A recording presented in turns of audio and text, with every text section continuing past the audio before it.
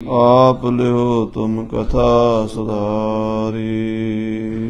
सतनाम श्री वाहिगुरु साहिब जीओ दोहरा। जहाँ बधी संतान तिन भई सकल एक रंग। तनुजा उपजी गौरटी बहु सुंदर सरबंग।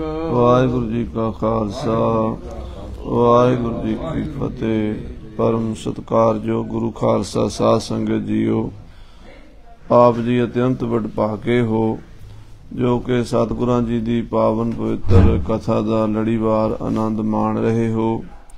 पिछले प्रकरणों विच आप जी ने सरवण किया है। सतगुरु कलगीधर पातशाह जी 100 साखी दे प्राचीन इतिहास खालसे नूं सरवण करा रहे हैं। 100 साखी दे विच बाबा राम कोयर साहब जी ने जो कलगीधर जी की रचना तो बचन सुने सन, वो भाई साहब सिंह जी लिखारी नूं पिंड रमदास दे विच बैठ के लिखवाए। जो 500 साखियां तैयार होईयां सन, उन्हां विचों 100 साखी पोथी जो अज भी प्रचलित है। बाकी 400 साखियां समय नाल अलोप हो गईयां, पर भाई संतोख सिंह जी ने वो सारियां साखियां लगभग श्री गुर प्रताप सूरज ग्रंथ दे विच साਂਭ लईयां हन। ये कथा आप जी लड़ीवार सरवण कर रहे हो। ਜਦੋਂ प्राचीन समय ਦੇ ਵਿੱਚ बहुत पुराने युगों ਦੇ ਵਿੱਚ शंकर वर्ण की मर्यादा शुरू हुई, उस वेले की वरतारा वरत्या, धर्म भ्रिष्ट हो गई दुनिया और आपो अपनी मर्यादा सारे छाड़ देते। शंकर वर्ण प्रजा सब भई, एक ज्ञात को रहा ना कोई। अपनी अपनी मर्यादा, अपना अपना नितनेम, अपनी पूजा, अपना कर्म, अपनी ड्यूटी सब छड़ के दूसरिਆਂ ਦੇ धर्म अपना लए। ਜਦੋਂ अपना धर्म ਛੱਡ के दूसरे ਦਾ धर्म अपनाइए ਤਾਂ इस तरह फिर हौले हौले शंकर वर्ण हो जाता है, मर्यादा बिगड़ जाती है। सो मर्यादा जदों इस तरह बिगड़ गई ਤਾਂ साध संगत जी उस वेले सारे संसार दे अंदर, सारी सृष्टि दे अंदर ये हलचल मच जाती है। सतगुरु नानक देव जी महाराज ने भी बचन किया है, खत्रियां तां धर्म छोड़िया, मलेश भाख्या गही, सृष्ट सब एक वर्ण होई, धर्म की गत रही। धर्म की मर्यादा उदों भंग हुंदी है। सो वो वरतारा श्री कलगीधर पातशाह जी दस रहे ने। शंकर वर्णा का प्यार नाल सरवण करिए। सारी संगत आखिए सतनाम श्री वाहिगुरु साहिब, सतनाम श्री वाहिगुरु साहिब जी। दोहरा जहाँ वधी संतान तिन भई सकल एक रंग। महाराज कहते जदों इस तरह शंकर वर्ण हो गए, सारे एक रंग च हो गए, बड़ी उन्हां दी संतान होई, बहुत बच्चे होए, पर मर्यादा कोई नहीं। भैन भरा दी, प्यो धी दी, इदां दी मर्यादा भी हौले हौले भंग होण लग जाती है। इस तरह शंकर वर्ण जदों हो गए सारे ही, तनुजा उपजी गौरटी बहुत सुंदर सरबंग। तां इन्हां दी कुल दे विच गोरे रंग दी गोरटी नाम दी बड़ी सुंदर लड़की पैदा हुई, सारे अंगां करके जो सुंदर सी। जो कई मोमन शरफ भयो तह राजा। उथे एक मोमन शरफ नाम दा राजा होया है। अधिक बिरदाय हो राज समाजा। उन्हें अपना राज समाज बड़ा बिरधा लिया, बड़ा उन्हें अपना बोलबाला कर लिया, थां थां ते उहदा प्रताप हो गया। इनके सदन हुती पटरानी। उन्हां दे घर ਜਿਹੜੀ राजे दे पटरानी सी, सुंदर अंगन सकल सुवाणी। वो सुवाणी सारे अंगां करके सुंदर स्वरूप सी। तिस ते पुत्र भयो बलवाना। ओदे तो एक बड़ा बलवान पुत्र होया सुवाणी तो। जवान महान अधिक सावधाना। वो बड़ा जवान सी, बड़ा सुंदर सी ते बड़ा सावधान, पढ़िया लिखिया, चतुर चलाक हुशियार सी। कुछ अन्याय राज मैं कीना। ओदे कोलों कोई गलती हो गई, ओदे कोलों कोई पाप हो गया, कोई भुल हो गई। मोमन शरफ जबै सुन लीना। जदों मोमन शरफ नूं पता लगा भी मेरे लड़के ने आ काम गलत कीता है, रिस धर तिसको सदन निकारा। गुस्से च आके मोमन शरफ ने अपने उस लड़के नूं देश निकाला देता, अपने घर चों कढ़ दिता। नहीं हकारन बहुर संभारा। और फिर मुड़ के उन्हों याद भी नहीं कीता। ऐसा उन्होंने घरों कढ़िया भी चलो साल 2 साल बाद गुस्सा ठंडा हो जाता ਤੇ ਬੰਦਾ ਆਪਣੇ ਬੱਚੇ ਨੂੰ ਘਰ ਬੁਲਾ ਲੈਂਦਾ। ਕਹਿੰਦੇ ਉਹਨੇ ਮੁੜ ਕੇ ਨਿਆਣੇ ਵੱਲ ਵੇਖਿਆ ਹੀ ਨਹੀਂ, ਆਪਣੇ ਪੁੱਤਰ ਵੱਲ, ਉਹਦੀ ਸੰਭਾਲ ਖਬਰਸਾਰ ਹੀ ਨਹੀਂ ਲਈ। ਪਿਤਾ ਨਿਕਸਯੋ ਚਲ ਸੋ ਆਇਓ। ਜਦੋਂ ਪਿਤਾ ਨੇ ਦੇਸ਼ ਨਿਕਾਲਾ ਦੇਤਾ, ਕੱਢ ਦਿੱਤਾ, ਉਹ ਆਪਣੇ ਦੇਸ਼ ਵਿੱਚੋਂ ਚੱਲ ਕੇ ਲੋਕਨ ਮਿਲ ਸਮਾਂ ਬਿਤਾਇਓ। ਉਹ ਜਿਹੜੇ ਸਨ ਸ਼ੰਕਰ ਵਰਨ ਲੋਕ, ਉਹਨਾਂ ਦੇ ਵਿੱਚ ਆ ਕੇ ਉਹਨੇ ਸਮਾਂ ਗੁਜ਼ਾਰਿਆ, ਉਹਨਾਂ 'ਚ ਰਹਿਣ ਲੱਗ ਪਿਆ। ਜਦੋਂ ਆਪਣਾ ਦੇਸ਼ ਕੋਈ ਕੱਢ ਦੇਵੇ ਤੇ ਫਿਰ ਦੂਜਿਆਂ ਵਿੱਚ ਜਾ ਗੁਜ਼ਾਰਾ ਕਰਨਾ ਪੈਂਦਾ।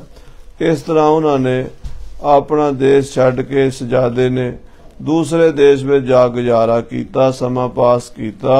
ਚਿਰੰਕਾਲ ਜਬ ਮਿਲ ਕਰ ਰਹਿਓ। ਜਦੋਂ ਉਹਨਾਂ ਲੋਕਾਂ ਵਿੱਚ ਉਹ ਸ਼ਹਿਜ਼ਾਦਾ ਜਾ ਕੇ ਰਹਿਣ ਲੱਗਾ, ਕਈ ਸਾਲ ਉਹਨੂੰ ਉੱਥੇ ਰਹਿੰਦਿਆਂ ਹੋ ਗਏ। ਨਾਮ ਸ਼ਹਿਜ਼ਾਦਾ ਤਿਸ ਕੋ ਕਹਿਓ। ਉਹਨੂੰ ਸਾਰੇ ਸ਼ਹਿਜ਼ਾਦਾ ਹੀ ਕਹਿੰਦੇ ਸਨ। ਜਦੋਂ ਉਹਨਾਂ 'ਚ ਰਹਿਣ ਲੱਗ ਪਿਆ ਆ ਕੇ, ਉਹਨਾਂ ਨੂੰ ਪਤਾ ਸੀ ਵੀ ਇਹ ਮੋਮਨ ਸ਼ਰਫ ਦਾ ਬੇਟਾ ਹੈ, ਬਾਦਸ਼ਾਹ ਦਾ, ਰਾਜੇ ਦਾ ਬੇਟਾ ਹੈ, ਇਸ ਕਰਕੇ ਉਹਨੂੰ ਸਾਰੇ ਸ਼ਹਿਜ਼ਾਦਾ ਕਹਿੰਦੇ ਸਨ। ਪਰ ਆਪਣੇ ਪਿਓ ਦੇ ਰਾਜ ਵਿੱਚ ਨਹੀਂ ਸੀ ਜਾ ਸਕਦਾ, ਪਿਓ ਨੇ ਉਹਨੂੰ ਆਪਣੇ ਦੇਸ਼ ਵਿੱਚੋਂ ਕੱਢਿਆ ਹੋਇਆ ਸੀ। ਏਕ ਸੁਤਾ ਉਪਜੀ ਤਿਸ ਕੇਰੀ। ਕਹਿੰਦੇ ਸ਼ਹਿਜ਼ਾਦੇ ਨੇ ਵੀ ਉੱਥੇ ਵਿਆਹ ਕਰਾ ਲਿਆ ਤੇ ਉੱਥੇ ਉਹਦੇ ਪੇਟ ਵਿੱਚੋਂ ਉਹਦੇ ਪਰਿਵਾਰ ਇੱਕ ਬੇਟੀ ਹੋਈ ਹੈ, ਜੋ ਸੁੰਦਰ ਸਰਬੰਗ ਬਡੇਰੀ। ਬੜੀ ਸੁੰਦਰ, ਸਾਰੇ ਅੰਗਾਂ ਕਰਕੇ ਬੜੀ ਸੋਹਣੀ ਨੌਜਵਾਨ ਲੜਕੀ ਹੋਈ ਹੈ। ਉਹ ਸ਼ੰਕਰ ਬਰਨ ਸੋ ਨਰਨ ਮਝਾਰਾ। ਪਰ ਉਹ ਰਹਿੰਦੇ ਕਿੱਥੇ ਸੀ? ਸ਼ੰਕਰ ਬਰਨ ਲੋਕਾਂ ਵਿੱਚ, ਜਿਨ੍ਹਾਂ ਦੇ ਵਿੱਚ ਮਰਜ਼ਾਦਾ ਨਹੀਂ ਸੀ ਵੀ ਕਿਹੜੀ ਕੁਲ ਦੀ ਇਸਤਰੀ, ਕਿਹੜੀ ਕੁਲ ਦਾ ਲੜਕਾ, ਬਿਨਾਂ ਕੁਲ ਦੇਖਿਆ ਹੀ ਵਿਆਹ ਸ਼ਾਦੀ ਕਰ ਲੈਂਦੇ ਸਨ। ਉਹ ਸ਼ੰਕਰ ਬਰਨ ਲੋਕਾਂ ਦੇ ਵਿੱਚ ਤਰੁਣਾ ਪਨ ਤਨ ਮਾਹੇ ਸੰਭਾਰਾ। ਉਹ ਲੜਕੀ ਪਲੀ, ਜਵਾਨ ਹੋਈ ਤੇ ਜਵਾਨੀ 'ਚ ਪੈਰ ਧਰਿਆ, ਸੁੰਦਰ ਅੰਗ ਹੋਏ ਉਹਦੇ। ਰਾਜਾ ਮੋਮਨ ਸ਼ਰਫ ਮਹਾਨਾ। ਉਹ ਜਿਹੜਾ ਰਾਜਾ ਮੋਮਨ ਸ਼ਰਫ ਸੀ, ਬੜਾ ਵੱਡਾ ਰਾਜਾ, ਇੱਕ ਦਿਨ ਪੁਰਤੇ ਕਰ ਪ੍ਰਸਥਾਨਾ। ਉਹ ਆਪਣੇ ਨਗਰ ਤੋਂ ਤੁਰਿਆ ਇੱਕ ਦਿਨ, ਸਹਿਜ ਸੁਭਾਇਕ ਵਿਚਰਤ ਪਇਓ। ਔਰ ਆਪਣੇ ਦੇਸ਼ ਵਿੱਚ ਆਲੇ ਦੁਆਲੇ ਦੂਰ ਦੂਰ ਵਿਚਰਦਾ ਹੋਇਆ ਫਿਰਦਾ ਰਿਹਾ। ਕਈ ਇਲਾਕਿਆਂ ਦੀ ਉਹਨੇ ਸੈਰ ਕੀਤੀ, ਸ਼ਿਕਾਰ ਖੇਡਦਾ ਫਿਰਦਾ ਹੈ। ਦੇਸ਼ ਵਿਦੇਸ਼ਨ ਦੇਖਤ ਗਇਓ। ਦੇਸ਼ਾਂ ਵਿਦੇਸ਼ਾਂ ਦੀ ਸੈਰ ਕਰਦਾ ਫਿਰਦਾ ਮੋਮਨ ਸ਼ਰਫ। ਆਇਓ ਤਿੰਨ ਲੋਕਨ ਕੇ ਨਗਰ। ਤੇ ਘੁੰਮਦਾ ਘੁੰਮਦਾ ਉਸ ਜਗ੍ਹਾ ਤੇ ਆ ਗਿਆ ਠਾਂ ਬਾਸ ਕਰਤ ਵੈ ਸਗਰ, ਜਿੱਥੇ ਉਹ ਸਾਰੇ ਲੋਕ ਰਹਿੰਦੇ ਸਨ, ਸ਼ੰਕਰ ਬਰਨ ਲੋਕ। ਉਤਰਿਓ ਬਾਗ ਮਾਹੇ ਸੁਖ ਪਾਏ। ਉਹਨਾਂ ਦੇ ਬਾਗ ਦੇ ਵਿੱਚ ਮੋਮਨ ਸ਼ਰਫ ਨੇ ਡੇਰਾ ਕੀਤਾ, ਉੱਥੇ ਉਤਾਰਾ ਕੀਤਾ, ਆਪਣੀਆਂ ਫੌਜਾਂ ਸਮੇਤ, ਆਪਣੇ ਮੰਤਰੀਆਂ, ਵਜ਼ੀਰਾਂ, ਸੈਨਾਪਤੀਆਂ ਸਮੇਤ, ਹਾਥੀ ਘੋੜਿਆਂ ਸਮੇਤ ਮੋਮਨ ਸ਼ਰਫ ਉਸ ਦੇਸ਼ ਵਿੱਚ ਆ ਗਿਆ ਜਿੱਥੇ ਉਹਦਾ ਬੇਟਾ ਤੇ ਉਹਦੀ ਪੋਤਰੀ ਰਹਿੰਦੀ ਸੀ। ਇੱਕ ਬਾਲਾ ਕੋਹਰੇ ਬਿਰਮਾਏ। ਪਰ ਕੁਦਰਤ ਦਾ ਐਸਾ ਭਾਣਾ ਕਿ ਜਦੋਂ ਉਹਨੇ ਉਹ ਨੌਜਵਾਨ ਲੜਕੀ ਦੇਖੀ, ਜਿਹੜੀ ਹਾਲਾਂਕਿ ਉਹਦੀ ਪੋਤਰੀ ਲੱਗਦੀ ਸੀ, ਉਹਦੇ ਬੇਟੇ ਸ਼ਹਿਜ਼ਾਦੇ ਦੀ ਲੜਕੀ ਸੀ, ਉਪਜਿਓ ਕਾਮ ਹਿਰਦੈ ਤਬ ਭਾਰੀ। ਕਿਉਂਕਿ ਗਿਆਨ ਨਹੀਂ ਸੀ ਤੇ ਉਸ ਨੌਜਵਾਨ ਬੱਚੀ ਨੂੰ ਵੇਖ ਕੇ ਮੋਮਨ ਸ਼ਰਫ ਬਾਦਸ਼ਾਹ ਦਾ ਮਨ ਵਿਕਾਰੀ ਹੋ ਗਿਆ। ਇਨ ਲੋਕਨ ਕੀ ਸੁਤਾ ਕੁਮਾਰੀ। ਉਹਨਾਂ ਲੋਕਾਂ ਦੀਆਂ ਸੁੰਦਰ ਲੜਕੀਆਂ ਬਹੁਤ ਹੋਰ ਵੀ ਕੁਆਰੀਆਂ ਸਨ। ਹੀਰ ਹੀਰ ਕਰ ਔਰ ਬਰਮਾਇਓ। ਮੋਮਨ ਸ਼ਰਫ ਉਸ ਦੇਸ਼ ਦੇ ਲੋਕਾਂ ਦੀ ਸੁੰਦਰਤਾ ਵੇਖ ਕੇ, ਉਥੋਂ ਦੀ ਨੌਜਵਾਨੀ ਵੇਖ ਕੇ ਮਨ ਬੇਈਮਾਨ ਹੋ ਗਿਆ, ਉਹਦਾ ਮਨ ਬਿਰਮਾ ਗਿਆ। ਵਿਆਹਨ ਹੇਤ ਤਨੈ ਲਲਚਾਇਓ। ਉਹਨਾਂ ਲੜਕੀਆਂ ਨਾਲ ਵਿਆਹ ਕਰਾਉਣ ਦੇ ਲਈ ਮੋਮਨ ਸ਼ਰਫ ਦੇ ਮਨ 'ਚ ਲਾਲਚ ਆ ਗਿਆ। ਕਰ ਜਬਰੀ ਜਬ ਲਈ ਮੰਗਾਏ। ਉਹ ਬਾਦਸ਼ਾਹ ਸੀ, ਫੌਜਾਂ ਸੀ ਉਹਦੇ ਕੋਲ, ਹੁਕਮ ਚੱਲਦਾ ਸੀ ਉਹਦਾ, ਕੋਈ ਉਹਦੇ ਸਾਹਮਣੇ ਖੰਘ ਨਹੀਂ ਸੀ ਸਕਦਾ। ਉਹਨੇ ਜ਼ਬਰਦਸਤੀ ਉਹ ਲੜਕੀ ਜਿਹੜੀ ਹੈ ਸ਼ਹਿਜ਼ਾਦੇ ਦੀ ਬੇਟੀ, ਹਾਲਾਂਕਿ ਉਹਦੀ ਪੋਤਰੀ ਸੀ, ਉਹ ਹੀ ਚੁੱਕ ਕੇ ਮੰਗਾ ਲਈ। ਪਾਸ ਆਪਨੇ ਲਈ ਬਿਠਾਏ। ਤੇ ਆਪਣੀ ਪੋਤਰੀ ਨੂੰ ਹੀ ਆਪਣੇ ਕੋਲ ਬਿਠਾ ਲਿਆ, ਆਪਣੀ ਸੇਜਾ ਤੇ। ਤਿੰਨ ਲੋਕਨ ਕੀ ਸੁਤਾ ਰਸਾਈ। ਉਹ ਜਿਹੜੀਆਂ ਲੜਕੀਆਂ ਸਨ ਉਹ ਸਾਰੀਆਂ ਉਹ ਲੋਕਾਂ ਦੀਆਂ, ਸ਼ੰਕਰ ਵਰਨ ਦੀਆਂ, ਉਹ ਸ਼ਹਿਜ਼ਾਦੇ ਦੀ ਲੜਕੀ, ਉਹ ਗੁੱਸੇ 'ਚ ਆ ਗਈਆਂ। ਹਮ ਨੈ ਰਮਹਿ ਮਰੈ ਬਿਖ ਖਾਈ। ਉਹ ਨੌਜਵਾਨ ਲੜਕੀਆਂ ਕਹਿਣ ਲੱਗੀਆਂ, ਅਸੀਂ ਨਹੀਂ ਇਹਦੇ ਨਾਲ ਵਿਆਹ ਕਰਾਣਾ, ਅਸੀਂ ਇਹਦੀਆਂ ਰਾਣੀਆਂ ਬਣਨਾ, ਅਸੀਂ ਤੇ ਜ਼ਹਿਰ ਖਾ ਕੇ ਮਰ ਜਾਵਾਂਗੀਆਂ, ਪਰ ਇਹਦੇ ਨਾਲ, ਬੁੱਢੇ ਦੇ ਨਾਲ ਅਸੀਂ, ਬਾਦਸ਼ਾਹ ਜਿਹੜਾ ਦੂਜੇ ਦੇਸ਼ 'ਚੋਂ ਆਇਆ ਸਾਡੇ ਦੇਸ਼ 'ਚ, ਅਸੀਂ ਸ਼ਾਦੀ ਨਹੀਂ ਕਰਾਂਗੀਆਂ। ਕਹਿ ਘਰ ਪਾਸੀ ਪਾਏ ਮਹਿਰਾਂਗੀ। ਜਾਂ ਗਲ 'ਚ ਫਾਹੀ ਲੈ ਕੇ ਮਰ ਜਾਵਾਂਗੀਆਂ, ਅਸੀਂ ਇਹਦੇ ਨਾਲ ਵਿਆਹ ਨਹੀਂ ਕਰਾਵਾਂਗੀਆਂ। ਜਲ ਡੂਬਹਿ ਨਿਜ ਪ੍ਰਾਨ ਹਰੈਂਗੀ। ਜਾਂ ਪਾਣੀ 'ਚ ਡੁੱਬ ਕੇ ਮਰ ਜਾਾਂਗੀਆਂ, ਆਪਣੇ ਪ੍ਰਾਣ ਦੇ ਦਿਆਂਗੀਆਂ, ਪਰ ਇਹਦੇ ਨਾਲ ਵਿਆਹ ਨਹੀਂ ਕਰਾਵਾਂਗੀਆਂ। ਇਮ ਤਿਨ ਕੋ ਹਠ ਹੇਰਨ ਕੀਨਾ। ਉਹਨਾਂ ਲੜਕੀਆਂ ਦਾ ਇਦਾਂ ਦਾ ਹੱਠ ਸੀਗਾ, ਇਦਾਂ ਦੀ ਉਹਨਾਂ ਦੀ ਜਿੱਦ ਸੀ ਵੀ ਅਸੀਂ ਇਹਦੇ ਨਾਲ ਵਿਆਹ ਨਹੀਂ ਕਰਾਉਣਾ। ਜਦੋਂ ਮੋਮਨ ਸ਼ਰਫ ਨੇ ਵੇਖਿਆ ਵੀ ਇਹ ਤਾਂ ਮੰਨਦੀਆਂ ਨਹੀਂ ਮੇਰੇ ਨਾਲ ਸ਼ਾਦੀ ਕਰਾਉਣ ਨੂੰ, ਮੋਮਨ ਸ਼ਰਫ ਜਤਨ ਮਨ ਕੀਨਾ। ਮੋਮਨ ਸ਼ਰਫ ਦਾ ਹੁਣ ਮਨ ਬੇਈਮਾਨ ਹੋਇਆ ਪਿਆ ਸੀ, ਪਾਪ ਤੇ ਉਤਾਰੂ ਹੋ ਗਿਆ, ਤੇ ਫਿਰ ਉਸ ਨੇ ਏਦਾਂ ਯਤਨ ਕੀਤਾ। ਧਨ ਕੋ ਦੇਨ ਅਪਰ ਸਰਦਾਰੀ। ਉਹਨਾਂ ਨੂੰ ਲਾਲਚ ਦੇਣ ਲੱਗ ਪਿਆ, ਕਹਿਣ ਲੱਗਾ ਤੁਹਾਨੂੰ ਲੱਖਾਂ ਰੁਪਈਆ ਦੇਵਾਂਗਾ, ਤੁਹਾਨੂੰ ਸਰਦਾਰੀਆਂ ਦੇਵਾਂਗਾ, ਤੁਹਾਡੇ ਮਾਪਿਆਂ ਨੂੰ ਮੈਂ ਰਾਜ ਕਰਾਵਾਂਗਾ, ਵੱਡੀਆਂ ਵੱਡੀਆਂ ਜ਼ਗੀਰਾਂ ਦੇ ਦਿਆਂਗਾ, ਤੁਸੀਂ ਅਮੀਰ ਹੋ ਜਾਓਗੇ। ਏਦਾਂ ਦਾ ਲਾਲਚ ਦਿੱਤਾ ਤੇ ਮੇਰਾ ਵਿਆਹ ਕਰਾ ਦਿਓ। ਏਦਾਂ ਲੋਕਾਂ ਨੂੰ, ਲੜਕੀਆਂ ਨੂੰ, ਉਹਨਾਂ ਦੇ ਮਾਪਿਆਂ ਨੂੰ ਲਾਲਚ ਦਿੰਦਾ ਮੋਮਨ ਸ਼ਰਫ। ਲੋਭ ਦਿਖਾਇਓ ਅਨੇਕ ਪ੍ਰਕਾਰੀ। ਅਨੇਕਾਂ ਪ੍ਰਕਾਰ ਦੇ ਲਾਲਚ ਦਿਖਾਉਂਦਾ ਹੈ। ਸਭ ਕੇ ਸੰਗ ਰਮਿਓ ਸੁਖ ਪਾਏ। ਜਦੋਂ ਲਾਲਚ ਵਿੱਚ ਕੋਈ ਆ ਜਾਂਦਾ ਉਦੋਂ ਫਿਰ ਧਰਮ ਚਲਾ ਜਾਂਦਾ। ਮਹਾਰਾਜ ਨੇ ਬਾਣੀ 'ਚ ਲਿਖਿਆ ਬੜੇ ਗੁਣ ਲੋਭ ਤੇ ਜਾਤ ਪਰਾਈ। ਚੰਡੀ ਚਰਿੱਤਰ ਦੇ ਵਿੱਚ ਵੀ ਜਦੋਂ ਲਾਲਚ ਲੋਭ ਆਉਂਦਾ ਉਦੋਂ ਵੱਡੇ ਵੱਡੇ ਗੁਣ ਜਿਹੜੇ ਬੰਦੇ ਦੇ ਉਹਦਾ ਸਾਥ ਛੱਡ ਜਾਂਦੇ ਆ। ਸੋ ਉਹ ਜਦੋਂ ਲਾਲਚ ਵਿੱਚ ਆ ਗਏ, ਉਹਨਾਂ ਨੇ ਇਹ ਵੀ ਮੰਨ ਲਿਆ ਵੀ ਚਲੋ ਕੋਈ ਗੱਲ ਨਹੀਂ, ਕੀ ਫਰਕ ਪੈਂਦਾ, ਧਨ ਪਦਾਰਥ ਦਾ ਘਰ ਆਵੇਗਾ। ਉਹ ਲੜਕੀਆਂ ਵੀ ਮੰਨ ਗਈਆਂ ਤੇ ਉਹ ਸਾਰੀਆਂ ਦੇ ਨਾਲ ਮੋਮਨ ਸ਼ਰਫ ਨੇ ਗ੍ਰਿਸ਼ਤ ਕੀਤਾ, ਸੰਗ ਕੀਤਾ, ਉਹਨਾਂ ਨੂੰ ਵਿਆਹ ਲਿਆ। ਗਰਭਵਤੀ ਹੋਏ ਸੁਤ ਤਿਨ ਜਾਏ। ਉਹਨਾਂ ਦੇ ਲੜਕੀਆਂ ਦੇ ਪੇਟ ਚੋਂ ਬੱਚੇ ਹੋਏ, ਉਹ ਮੋਮਨ ਸ਼ਰਫ ਦੇ ਪੁੱਤਰ ਉਹਨਾਂ ਨੇ ਜਨਮ ਦਿੱਤਾ। ਵਿਦਿਆ ਧਰ ਪਾਠਕ ਕੀ ਸੁਤਾ। ਇੱਕ ਵਿਦਿਆ ਧਰ ਨਾਮ ਦਾ ਗੰਧਰਵ ਸੀਗਾ, ਪਾਠਕ ਉਹਦਾ ਨਾਮ ਕਹਿੰਦੇ, ਪੜਦਾ ਸੀ ਇਸ ਕਰਕੇ ਪਾਠਕ, ਤੇ ਵਿਦਿਆ ਧਰ ਕਹਿੰਦੇ ਗੰਧਰਵਾਂ ਨੂੰ, ਜਿਹੜੇ ਕਈ ਤਰ੍ਹਾਂ ਦੀ ਵਿਦਿਆ ਜਾਣਦੇ, ਨੱਚਣ ਦੀ, ਗਾਣ ਦੀ, ਸੰਗੀਤ ਵਿਦਿਆ, ਵਜਾਉਣ ਦੀ ਵਿਦਿਆ। ਉਹ ਗੰਧਰਵ ਉਹਨਾਂ ਦੀ ਇੱਕ ਲੜਕੀ ਸੀ, ਜਿਸ ਤੇ ਪੇਟ ਲਖਾ ਉਤਪਤਾ। ਉਹਦੇ ਤੋਂ ਜਿਹੜਾ ਬੱਚਾ ਜੰਮਿਆ ਉਹ ਮੋਮਨ ਸ਼ਰਫ ਨੇ ਉਹਦੀ ਲੜਕੀ ਨਾਲ ਵਿਆਹ ਕਰਾਇਆ ਹੋਣਾ, ਜਿਹੜਾ ਉਹ ਪਾਠਕ ਸੀਗਾ। ਜਿਵੇਂ ਆਪਣੀ ਲੜਕੀ ਨਾਲ, ਆਪਣੀ ਪੋਤਰੀ ਨਾਲ ਕਰ ਲਿਆ ਤੇ ਦੂਜਿਆਂ ਦੀ ਕੀ ਸਮਝਦਾ ਸੀ ਉਹ। ਸੋ ਇਸ ਤਰ੍ਹਾਂ ਉਹਨੇ ਜਦੋਂ ਪਾਠਕ ਦੀ ਲੜਕੀ ਨਾਲ ਵਿਆਹ ਕਰਾਇਆ। ਸ਼ੇਖ ਸ਼ਰਫ ਇੱਕ ਮੁਗਲ ਰਹਾਈ। ਇੱਕ ਮੁਗਲ ਸੀਗਾ, ਉਹਦਾ ਨਾਮ ਸੀ ਸ਼ੇਖ ਸ਼ਰਫ। ਨਾਮ ਸ਼ਖੇਰਾ ਸੁਤਾ ਸੋ ਤਾਹੀ। ਉਹਦੀ ਨਾਮ, ਲੜਕੀ ਦਾ ਨਾਮ ਸੀ ਸ਼ੇਖ ਸ਼ਰਫ ਦੀ ਦਾ ਸ਼ੇਖਰਾ। ਉਹ ਜਿਹੜੀ ਸ਼ੇਖਰਾ ਨਾਮ ਦੀ ਲੜਕੀ ਸੀ ਬੜੀ ਸੁੰਦਰ ਸੀ। ਸੁੰਦਰ ਰੂਪ ਤਾਹੇ ਕੋ ਚੀਨਾ। ਉਹ ਸ਼ੇਖਰਾ ਦਾ ਜਦੋਂ ਸੁੰਦਰ ਰੂਪ ਵੇਖਿਆ ਮੋਮਨ ਸ਼ਰਫ ਨੇ, ਤਾ ਕੋ ਗਹਿ ਕੈ ਰਮਨ ਸੋ ਕੀਨਾ। ਉਹਦੇ ਨਾਲ ਵੀ ਸੰਗ ਕੀਤਾ, ਕਿਉਂਕਿ ਵਿਕਾਰੀ ਹੋ ਜਾਂਦੇ ਰਾਜੇ, ਬਲਾਤਕਾਰੀ ਹੋ ਜਾਂਦੇ ਆ। ਮਹਾਰਾਜ ਨੇ ਬਾਣੀ 'ਚ ਲਿਖਿਆ, ਕਹਿੰਦੇ ਦਾਨੰ ਪਰਾ ਪੂਰਵੇਣ ਪੁੰਚੰਤੇ ਮਹੀਪਤੇ ਵਿਪਰੀਤ ਬੁੱਧਿੰ ਮਾਰਤ ਲੋਕੈ ਨਾਨਕ ਚਿਰੰ ਕਾਲ ਦੁਖ ਭੋਗਤੇ। ਇਹ ਰਾਜੇ ਲੋਕ ਪਿਛਲੇ ਜਨਮਾਂ 'ਚ ਪੁੰਨ ਕੀਤੇ ਹੁੰਦੇ ਆ, ਉਹਦੇ ਕਰਕੇ ਇਹਨਾਂ ਨੂੰ ਰਾਜਿਆਂ ਦੇ ਘਰ ਜਨਮ ਮਿਲ ਜਾਂਦਾ, ਰਾਜ ਮਿਲ ਜਾਂਦਾ। ਫਿਰ ਬੁੱਧੀ ਦੇ ਪਰਦਾ ਪੈ ਜਾਂਦਾ, ਫਿਰ ਲੋਕਾਂ ਤੇ ਜਬਰ ਜਨਾਹ ਕਰਦੇ ਆ, ਜ਼ੁਲਮ ਕਰਦੇ ਆ, ਬਲਾਤਕਾਰ ਕਰਦੇ ਆ, ਖੂਨ ਖਰਾਬੇ, ਦੰਗੇ ਫਸਾਦ ਕਰਾਉਂਦੇ ਆ, ਤੇ ਫਿਰ ਅੱਗੇ ਕਈ ਜਨਮਾਂ 'ਚ ਜਾ ਕੇ ਫਿਰ ਨਰਕਾਂ 'ਚ ਗੋਤੇ ਖਾਂਦੇ ਆ, ਦੁੱਖ ਭੋਗਦੇ ਆ। ਇਸ ਤਰ੍ਹਾਂ ਮੋਮਨ ਸ਼ਰਫ ਨੇ ਸ਼ੇਖ ਸ਼ਰਫ ਦੀ ਲੜਕੀ ਸ਼ੇਖਰਾ ਨੂੰ ਵੀ ਆਪਣੇ ਘਰ ਪਾ ਲਿਆ। ਜਿਸ ਕੇ ਏਕ ਪੁੱਤਰ ਜਨਮਿਓ। ਸ਼ੇਖਰਾ ਦੇ ਪੇਟ ਤੋਂ ਵੀ ਇੱਕ ਪੁੱਤਰ ਜਨਮਿਆ। ਨਾਮ ਸ਼ੇਖ ਸੰਮਨ ਤਿਸ ਭਇਓ। ਉਹਦਾ ਨਾਮ ਸ਼ੇਖ ਸੰਮਨ ਹੋਇਆ ਹੈ। ਉਤੀ ਸਜਾਦੇ ਕੀ ਇੱਕ ਤਨੀਆ। ਸਜਾਦੇ ਦੀ ਇੱਕ ਲੜਕੀ ਸੀ ਜਿਹੜੀ, ਨਾਮ ਸਜਾਤੀ ਤਿਸ ਕੋ ਭਨੀਆ। ਉਹਨੂੰ ਵੀ ਸਜਾਤੀ ਕਹਿੰਦੇ ਸਨ। ਜਨਮਿਓ ਬੇਟਾ ਤਿਸ ਤੇ ਜਬੈ। ਉਹ ਵੀ ਉਹਨੇ ਆਪਣੇ ਘਰ ਪਾ ਲਈ, ਉਹ ਤਾਂ ਉਹਦੀ ਸੱਕੀ ਪੋਤਰੀ ਲੱਗਦੀ ਸੀ, ਉਹ ਵੀ ਆਪਣੇ ਘਰ ਪਾ ਲਈ।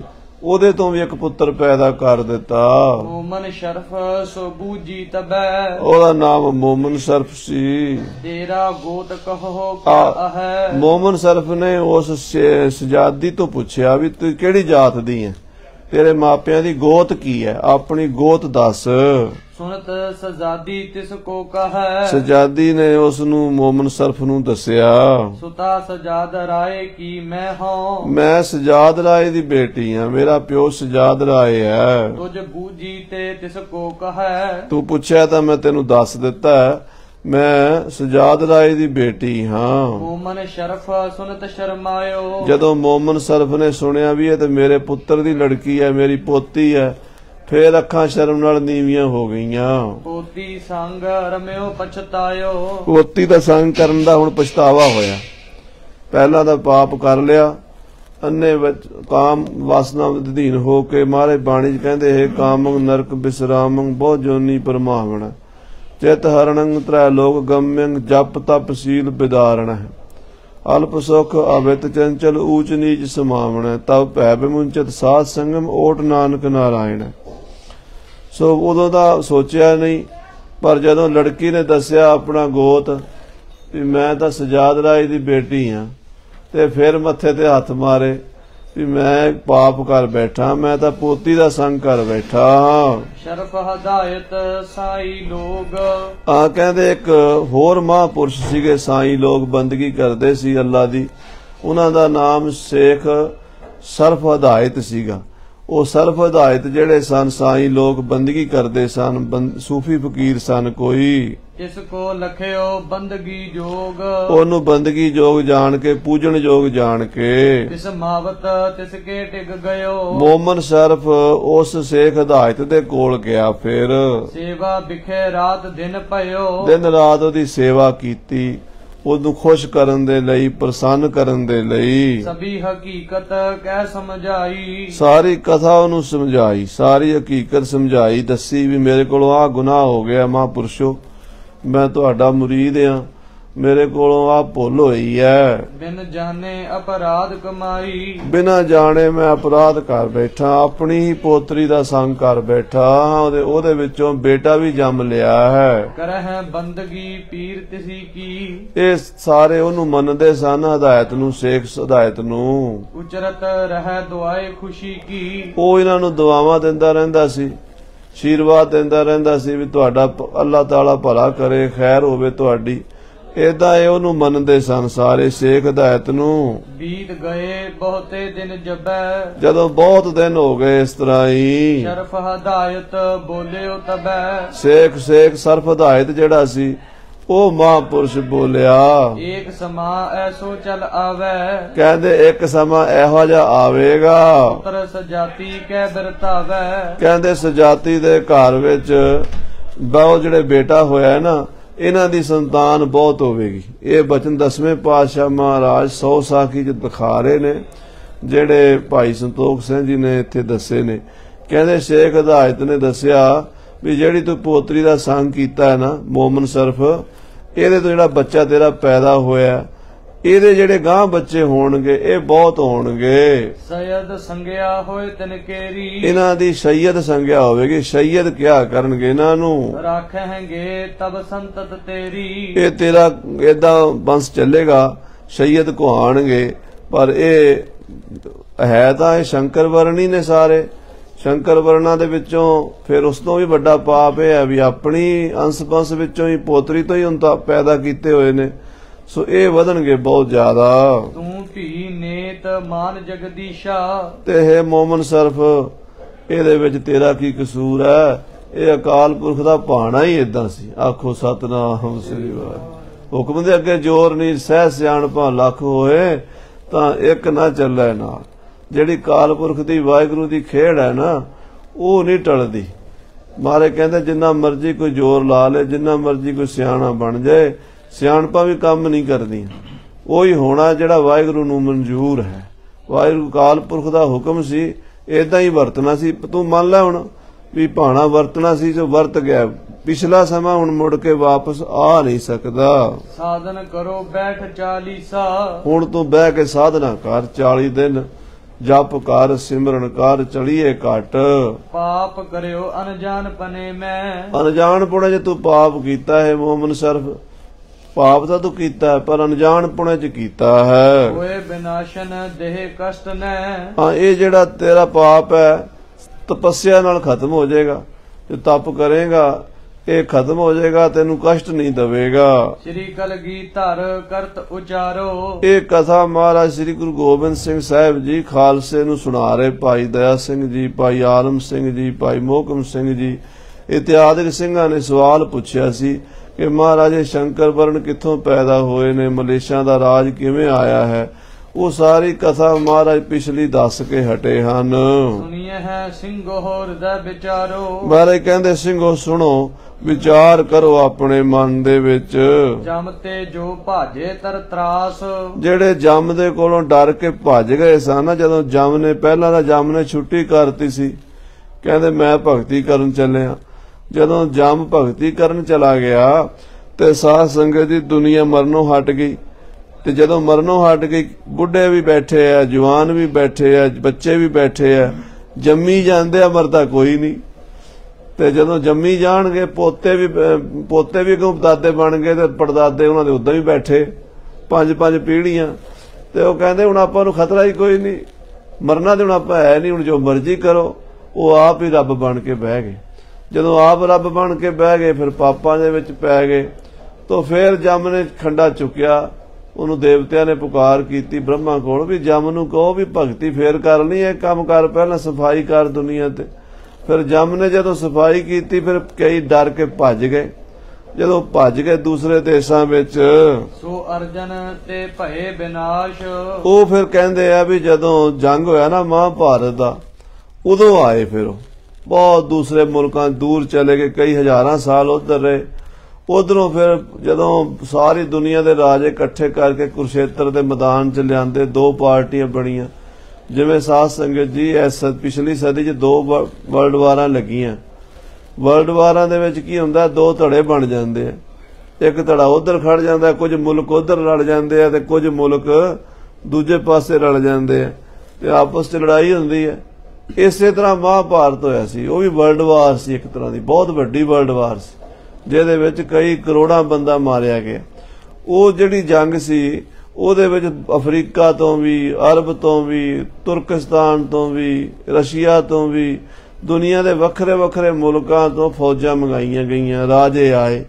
ਉਹੀ ਸਨ ਨਾ ਜਿਹੜੇ ਭੱਜ ਕੇ ਚਲੇ ਗਏ ਸੀ ਇੱਥੋਂ ਜੰਮ ਤੋਂ, ਤੇ ਫਿਰ ਮੁੜ ਕੇ ਆਏ। ਅਰਜਨ ਨੇ ਫਿਰ ਸਾਰੇ ਮਾਰ ਦਿੱਤੇ ਜੰਗ ਦੇ ਵਿੱਚ। ਭੀਮ ਸੈਨ ਜੁਤ ਪਾਂਡਵ ਆਨਾ। ਕਹਿੰਦੇ ਭੀਮ ਚੰਦ ਨੇ, ਭੀਮ ਸੈਨ ਜਿਹੜਾ ਉਹਦਾ ਭਰਾ ਸੀ ਅਰਜਨ ਦਾ, ਤੇ ਹੋਰ ਪਾਂਡਵ ਸਨ ਸੂਰਮੇ, ਨਕੁਲ, ਸਹਿਦੇਵ, ਯੁਧਿਸ਼ਟਰ ਵਗੈਰਾ।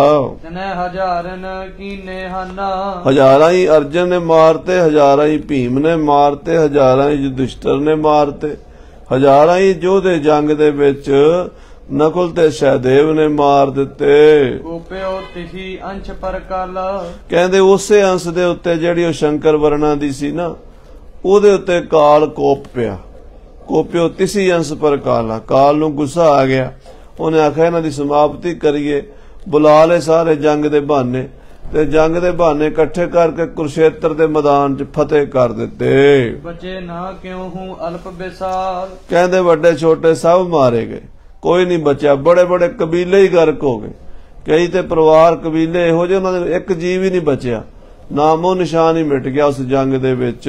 ਮਹਾਕਾਲ ਕਹਿ ਕਹਿ ਕਾਲਾ। ਮਹਾਕਾਲ ਕਾਲਨ ਕੋ ਕਾਲਾ। ਤੇ ਮਹਾਕਾਲ ਜਿਹੜਾ ਨਾ, ਉਹ ਕਾਲ ਦਾ ਵੀ ਕਾਲ, ਕਾਲ ਨੂੰ ਵੀ ਖਾ ਜਾਂਦਾ, ਜਿਹੜਾ ਐਸਾ ਮਹਾਕਾਲ ਦਾ ਸਰੂਪ ਹੈ। ਉਗਰ ਸਮਰੱਥ ਵਿਸਾਲ ਕਰਾਲਾ। ਬੜਾ ਉਗਰ ਸਰੂਪ ਹੈ ਉਹਦਾ, ਸਮਰੱਥ ਹੈ।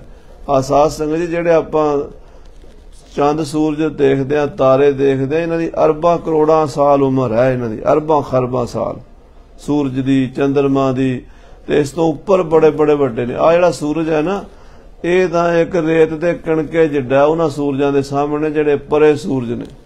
ਹੁਣ ਉਹ ਗੈਲੈਕਸੀ ਵਾਲੇ ਫੋਟੋਆਂ ਦਿਖਾਉਂਦੇ ਆ ਨਾ, ਕਦੀ ਦੇਖੀਏ ਤੇ ਹੱਕੇ ਪੱਕੇ ਰਹਿ ਜਾਈਦਾ ਵੀ ਇਸ ਸੂਰਜ ਨਾਲੋਂ ਲੱਖਾਂ ਗੁਣਾ ਵੱਡੇ ਸੂਰਜ। ਮਾਰੇ ਕਹਿੰਦੇ ਕੇਤੇ ਇੰਦ ਚੰਦ ਸੂਰ ਕੇਤੇ, ਕੇਤੇ ਮੰਡਲ ਦੇਸ਼ ਕੇਤੇ, ਸਿੱਧ ਬੁੱਧ ਨਾਥ ਕੇਤੇ, ਕੇਤੇ ਦੇਵੀ ਵੇਸ। ਤੇ ਉਹ ਸਾਇੰਸ ਵਾਲੇ ਉੱਤੇ ਕੈਮਰੇ ਭੇਜਦੇ ਰਹਿੰਦੇ ਆ, ਫੋਟੋਆਂ ਖਿੱਚਦੇ ਰਹਿੰਦੇ ਆ।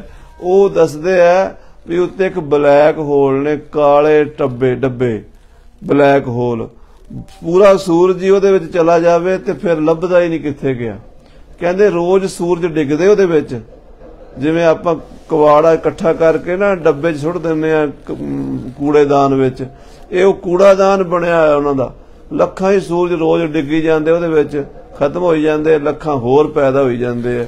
ਪਰਮੇਸ਼ਰ ਦੀ ਰਚਨਾ ਐਸੀ ਹੈ। ਮਹਾਕਾਲ ਕਾਲਨ ਕੋ ਕਾਲ, ਉਹ ਮਹਾਕਾਲ ਹੈ, ਕਾਲ ਦਾ ਵੀ ਕਾਲ ਹੈ, ਜਿਹਦੇ ਵਿੱਚ ਧਰਤੀ, ਆਕਾਸ਼, ਚੰਦ, ਸੂਰਜ, ਗ੍ਰਹਿ, ਤਾਰੇ। ਮਹਾਰਾਜ ਨੇ ਪੰਜਵੇਂ ਪਾਤਸ਼ਾਹ ਨੇ ਲਿਖਿਆ ਨਾ, ਧਰਤ ਆਕਾਸ਼ ਪਤਾਲ ਹੈ, ਚੰਦ ਸੂਰ ਬਿਨਾਸੀ। ਬਾਦਸ਼ਾਹ ਸ਼ਾਹ ਉਮਰਾਵ ਖਾਨ ਢਾਏ ਡੇਰੇ ਜਾਸੀ। ਰੰਗ ਤੁੰਗ ਗਰੀਬ ਮਸਤ ਸਭ ਲੋਕ ਸਿਧਾਸੀ। ਕਾਜ਼ੀ ਸੇਖ ਮਸਾਏ ਖਾਂ ਸਭੇ ਉਠ ਜਾਸੀ। ਪੀਰ ਪੈਗੰਬਰ ਔਲੀਏ ਕੋ ਥਿਰ ਨਾ ਰਹਾਸੀ। ਇਹ ਸੰਸਾਰ ਤੇ ਕੋਈ ਵੀ ਨਹੀਂ, ਇੱਕ ਪਰਮੇਸ਼ਰ ਅਕਾਲ ਪੁਰਖ ਨੂੰ ਛੱਡ ਕੇ ਬਾਕੀ ਸਭ ਆਉਣ ਜਾਣ ਵਾਲੀ ਖੇਡ ਹੈ। ਸੋ ਮਹਾਕਾਲ ਕਾਲਨ ਕੋ ਕਾਲ, ਜਿਹੜਾ ਪਰਮੇਸ਼ਰ ਕਾਲਾਂ ਦਾ ਵੀ ਕਾਲ ਹੈ। ਦੋਹਰਾ ਅਕਾਲ ਪੁਰਖ ਤੇ ਹੋਤ ਹੈ, ਕੋਟਕ ਬਿਸ਼ਨ ਮਹੇਸ਼। ਕਲਗੀਧਰ ਪਾਤਸ਼ਾਹ ਕਹਿੰਦੇ ਖਾਲਸਾ ਜੀ, ਅਕਾਲ ਪੁਰਖ ਦੀ ਰਚਨਾ ਬੜੀ ਵੱਡੀ ਹੈ। ਕਾਲ ਪੁਰਖ ਕੀ ਦੇਹ ਮੁਖ ਕੋਟਕ ਬਿਸ਼ਨ ਮਹੇਸ਼। ਕੋਟ ਇੰਦਰ ਬ੍ਰਹਮਾ ਕਿਤੇ ਰਾਵਸਸ ਕਰੋੜ ਜਲੇਸ਼। ਕਾਲ ਪੁਰਖ ਤੋਂ ਕਰੋੜਾਂ ਹੀ ਵਿਸ਼ਨੂੰ ਪੈਦਾ ਹੁੰਦੇ, ਕਰੋੜਾਂ ਹੀ ਬ੍ਰਹਮੇ। ਕੋਟ ਬ੍ਰਹਮੇ ਜਗ ਸਾਜਣ ਲਾਏ, ਤੇ ਕਰੋੜਾਂ ਹੀ ਧਰਤੀਆਂ, ਕਰੋੜਾਂ ਹੀ ਸੂਰਜ, ਕਰੋੜਾਂ ਹੀ ਤਾਰੇ ਹਨ।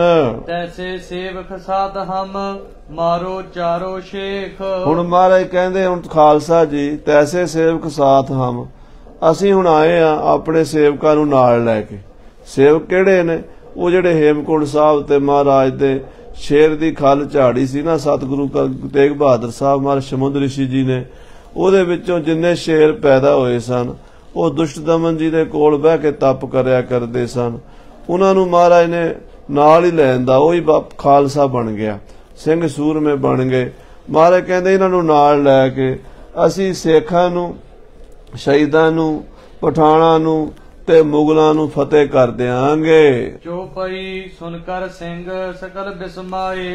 ਇਹ ਵਚਨ ਬੜੇ ਗੰਮੀ ਸਨ ਤੇ ਕਰੋੜਾਂ ਸਾਲ ਦਾ ਇਹ ਪਿਛਲਾ ਇਤਿਹਾਸ ਸੀ। ਇਹ ਕੋਈ ਸਾਧ ਸੰਗਤ ਦੀ ਹਿਸਟਰੀ 'ਚ ਆਉਣ ਵਾਲੀ ਗੱਲ ਨਹੀਂ ਜਿਹੜੀ ਸਤਿਗੁਰੂ ਨੇ ਸੁਣਾਈ ਹੈ। ਹਿਸਟਰੀ ਤੋਂ ਵੀ ਪਰੇ ਦੀ ਹੈ, ਇਤਿਹਾਸ ਤੋਂ ਵੀ ਪਰੇ ਦੀ ਹੈ, ਅਨੁਭਵ ਦੀ ਖੇਡ ਹੈ।